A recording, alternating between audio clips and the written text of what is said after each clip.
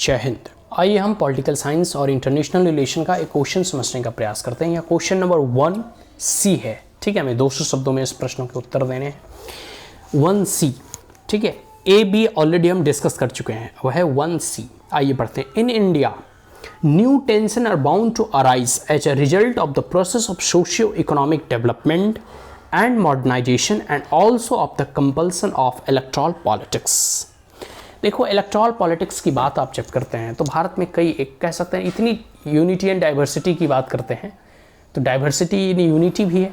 मतलब इतनी भिन्नताएं हैं कि लोग कहते हैं कि हर 4 कोश में जो है बोलियां बदल जाती हैं। भारत में इतने धर्म के लोग रहते हैं, इतने जाति के लोग रहते हैं, इतने क्षेत्र के लोग रहते हैं, अलग पहनावा, अलग ओढ़ावा, मतलब हर चीज़ डिफरेंट कह सकते हो। कस्ट्यूम, कुजीन, कंसेंसस होते हुए भी पूरा का पूरा भारत एक है। तो इसमें यही कहा जा रहा है कि जैसे जैसे लोगों का उत्थान हो रहा है, लोगों की सामाजिक और आर्थिक डेवलपमेंट और विकास हो रहा है, लोग जागरूक हो रहे हैं, लोग एजुकेटेड हो रहे हैं, और जैसे जैसे एजुकेशन का और प्रचार प्रसार होगा, जैसे जैसे राजनीति और ग्राउंड लेवल तक पेनिट्रेट करेगी, लोग अपने अधिकारों का, लोग अपने मतों का सही सदुपयोग करेंगे और इसके लिए आंदोलन भी करेंगे। इसलिए देखोगे कि 90, 70 और 80 आते आते तक डिफरेंट स्टेट में रीजनल पार्टी का एक अपना दबदबा हो गया। उसमें जो नए नए उभरते हुए मिडिल क्लास के लोग थे, उन्होंने राजनीति में कदम बढ़ाना प्रारंभ किया और राजनीतिक पटल पर अपनी एक छाप छोड़ी। ठीक है, इस प्रश्न में यही कहा जा रहा है कि भारत में नया टेंशन आने वाला है, एक प्रकार से नई प्रकार की जो है चिंताएं उभर कर आने वाली है।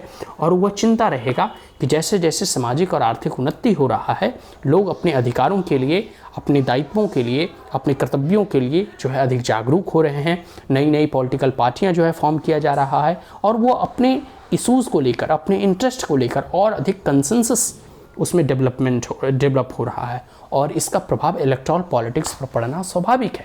इसलिए आप देखोगे कि यूपी में मायावती जी का या उनकी बीएसपी का उदय होता है, समाजवादी पार्टी का उदय होता है, बिहार में जो है आरजेडी का उदय होता है, जनता दल का उदय होता है।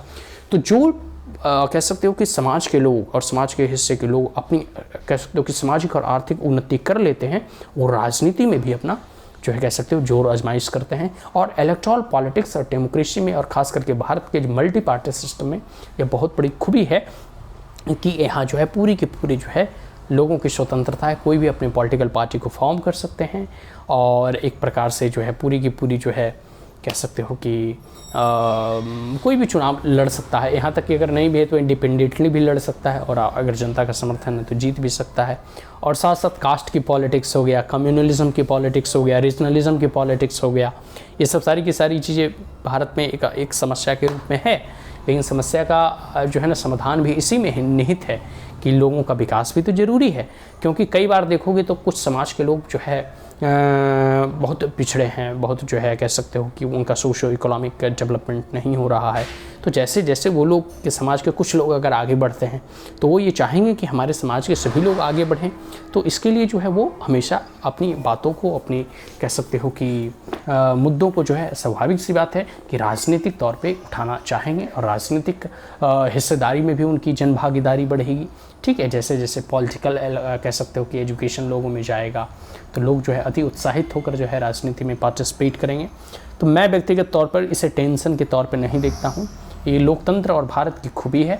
हाँ, कुछ कॉन्फ्लिक्ट और कुछ विवाद होना कोई बड़ी चीज़ नहीं है, लेकिन हाँ, मोर और लेस हम यही कहेंगे कि भारत में इस प्रकार का जो कह सकते हो कि सोशियो इकोनॉमिक डेवलपमेंट है, और जिस प्रकार से मिडिल क्लास उभर कर आ रहा है, यह भारत के लिए अच्छी बात है। धीरे धीरे भारत में पॉवर्टी रिड्यूस होगी, लोकतंत्र की जड़ें और गहरी होगी जब गांव-गांव तक जो है लोकतांत्रिक मूल्य, लोकतांत्रिक सिद्धांत से लोग परिचित होंगे। अपनी राजनीतिक, आर्थिक, सामाजिक दायित्वों के साथ साथ अधिकारों की भी वो जब बात करेंगे, तो यह एक अच्छी बात है। और यह भारत की लोकतांत्रिक कह सकते हैं मूल्यों की एक खूबी भी है, और इससे यह पता चलता है कि भारत की लोकतंत्र की जड़ें और गहरी हो रही हैं। ठीक है, ये क्वेश्चन नंबर 1C हो गया। हम क्वेश्चन नंबर 1D की बात करते हैं। ठीक है, any member of a political majority, any member of the political majority is relatively free to make his own contribution to its political action, wherever the course of politics among communal majority is influenced only by those born into it. Doctor Bhimrao Ambedkar. देखो ये कथन जो है doctor Bhimrao Ambedkar का है कि कोई भी मेंबर, मतलब कोई भी इस देश का नागरिक या सदस्य, ठीक है, या फिर किसी भी पॉलिटिकल पार्टी का एक मेंबर, जैसे कोई बीजेपी का मेंबर है, कोई कांग्रेस का मेंबर है, कोई जो है जेडीयू का है, कोई आरजेडी का है, कोई आम आदमी पार्टी का है, तो कोई भी एक राजनीतिक दल का एक सदस्य जो है वह स्वतंत्र है किस चीज़ के लिए, अपने कंट्रीब्यूशन के लिए, अपने योगदान के लिए, ठीक है, टू अ पॉलिटिकल एक्शन, किस में, राजनीतिक एक्शन में। और जब भी ज़रूरत हो, आप देखोगे तो कम्युनल पॉलिटिक्स की यहाँ बात कही जा रही है कि the course of politics among a communal majority is influenced only by those born into it. और कहा जा रहा है कि जो कह सकते हैं कि धर्म के आधार पर की जो राजनीति है वो वही लोग प्रभावित कर पाते हैं जो उस धर्म में जो है जन्म लिए होते हैं। कहने का मतलब है, आप लोग देखोगे तो पॉलिटिकल साइंस इंटरनेशनल रिलेशन के सिलेबस को जब आप पढ़ोगे तो उसमें कम्युनलिज्म का भी कॉन्सेप्ट है। तो यहाँ यही कहा जा रहा है कि राजनीतिक लोग, अपने राजनीतिक कोई भी पार्टी के लोग मेंबर होते हैं, तो जो जिस समुदाय में, जो जिस धर्म में जन्म लेते हैं, उनके वोटर्स को वो इन्फ्लुएंस करते हैं, ठीक है। और ये डॉक्टर अंबेडकर का कथन है। मैं जाते जाते इस प्रश्न को एक बार और पढ़ देता हूँ कि any member of a political majority is relatively free to make his own contribution to its political action, and whereas the course of politics among a communal majority is influenced only by those born into it। ये clear हो गया। अब हम लोग question number 2 पढ़ने का प्रयास करेंगे, क्वेश्चन नंबर 2 समझने का प्रयास करेंगे, ठीक है, नेक्स्ट वीडियो में। That's all, thank you.